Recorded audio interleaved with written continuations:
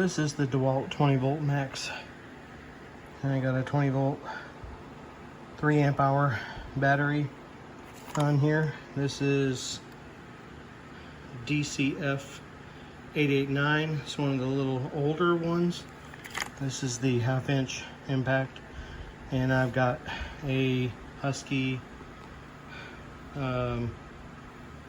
wrench socket on here. It's kind of like a convertible socket, and I'll kind of show you how fast. Now this one I have not undone already. Done. It's actually in there. So give you an example how quick this thing works. And so I really like this impact, how quick it is.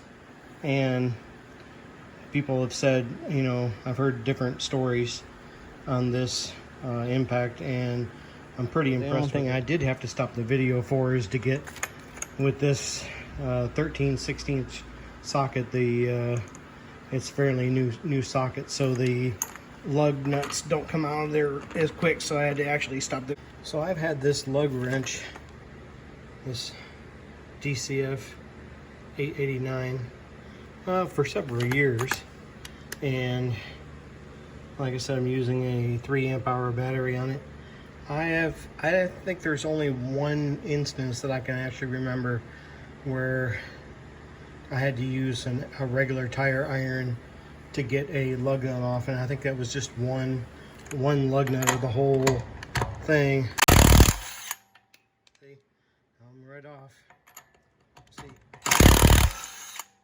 right off. The only issue that I have is darn nuts get stuck in there. I have to kind of tap them out or actually stick them back on there a little bit. Other than that, it's been a great tool. I just wanted to share it with you guys. I think this has 1,200 foot-pounds of torque, I believe. 1/2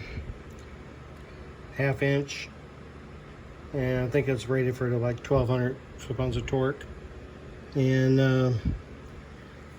I definitely recommend it for any normal DIY person. Maybe if you're a, you know, professional, works in a shop, maybe that might be a different need for you. But for the average person like me, likes to do work on their own cars and do your own oil changes and do your own tire rotations like I do, this thing works perfect.